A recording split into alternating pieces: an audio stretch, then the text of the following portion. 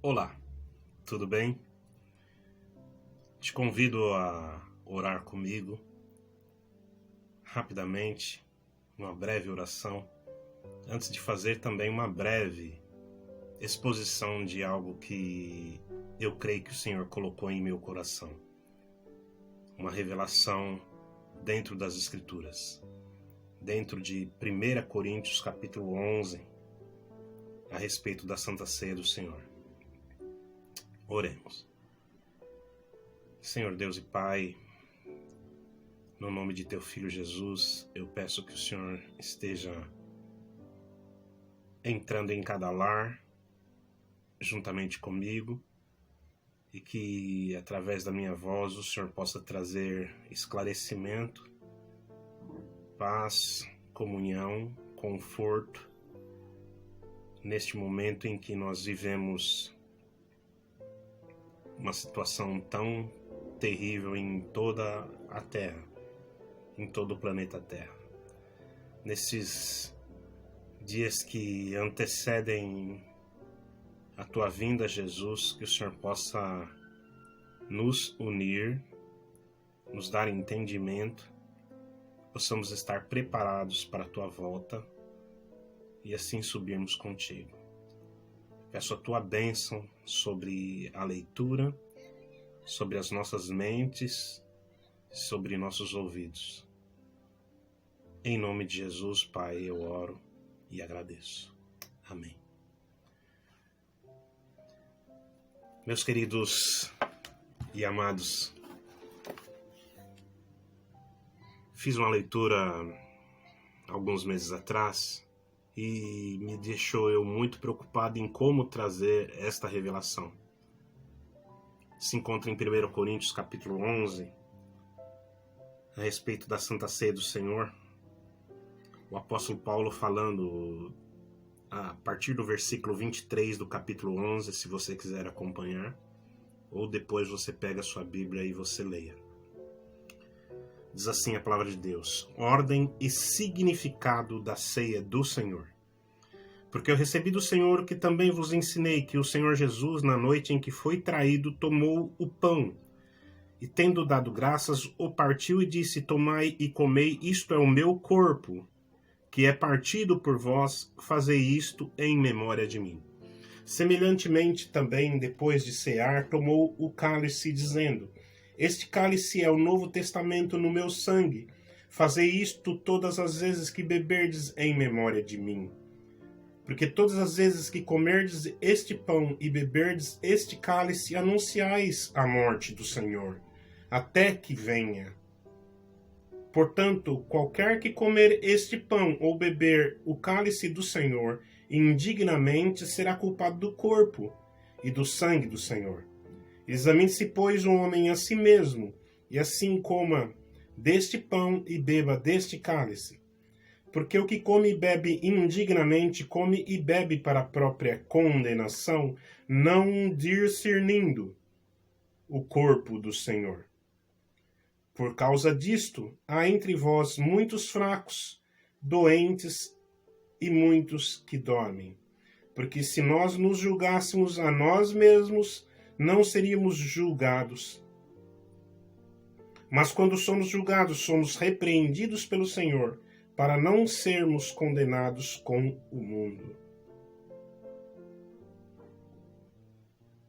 Portanto, meus irmãos, quando vos ajuntais para comer, esperai uns pelos outros. Até aqui. Amém. 1 Coríntios 11, do 23 ao 33.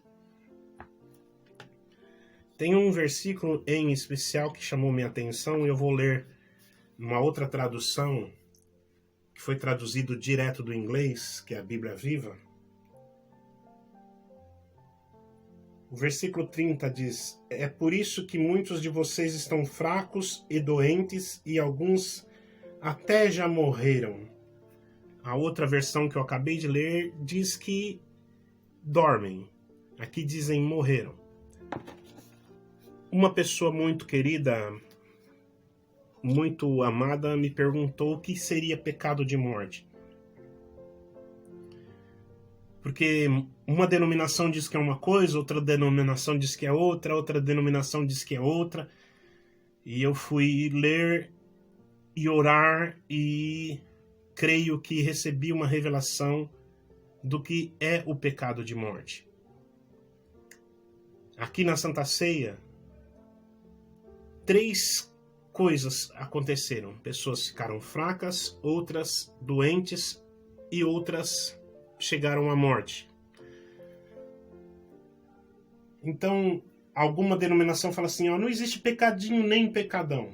Se não existe pecadinho nem pecadão, por que não tratam todos iguais? Por que o julgamento é diferente? Por que o Senhor pune de uma maneira um certo tipo de pecado e pune outro tipo de pecado de outra maneira, e de outro pecado Deus chega até a matar a pessoa? Não estou dizendo condená-la, mandá-la para o inferno. Não. Estou dizendo matar fisicamente. Nós estamos numa época em que eu mesmo perdi muitos amigos e fiquei preocupado esses dias pelos sintomas que tive. Então vem a preocupação. E nós temos que estar preparados para encontrarmos com o Senhor.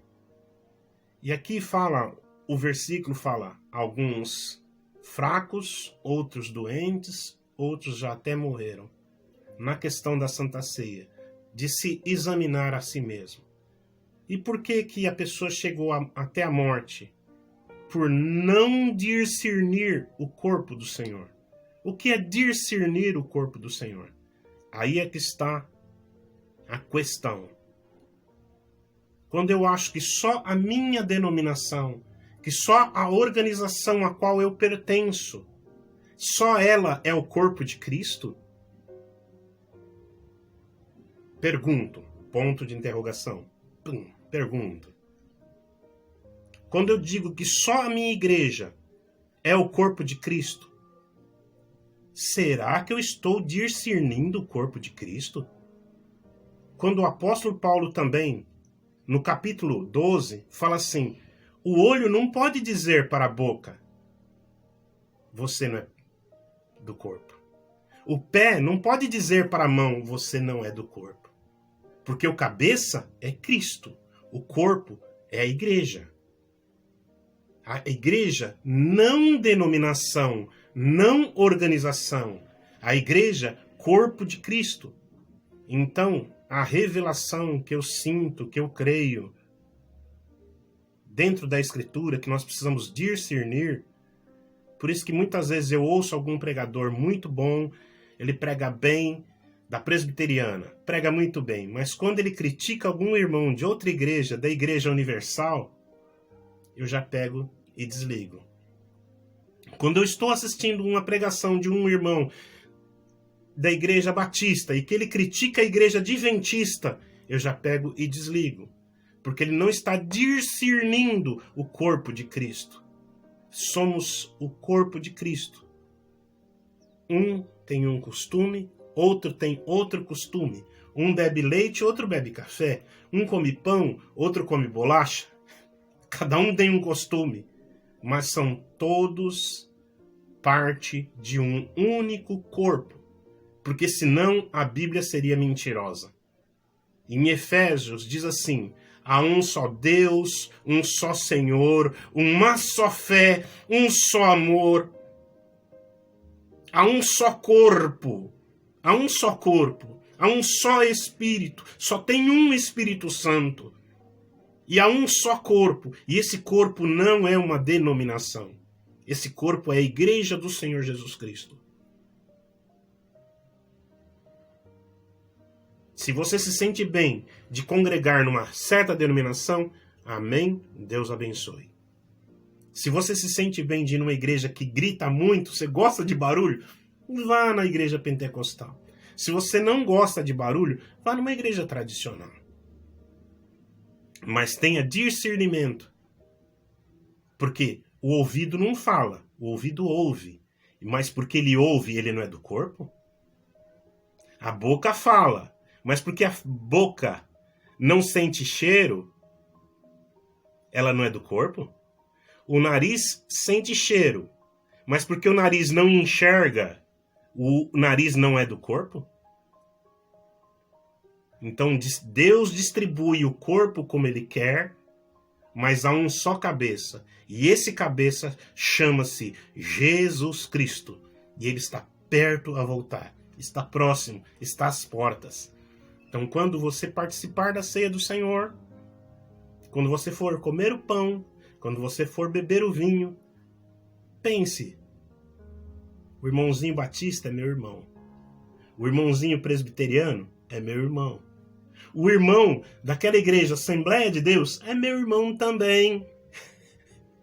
E o meu irmão da Congregação Cristã no Brasil é meu irmão também. Eu sei que essa palavra pode assustar alguns, mas ore e leia a Bíblia. É necessário discernir o corpo de Cristo. Discernir é entender o que é o corpo de Cristo. E o pecado para a morte pode ser em você julgar que só a sua igreja, só a sua denominação que está salva. Pense nisso. Deus abençoe.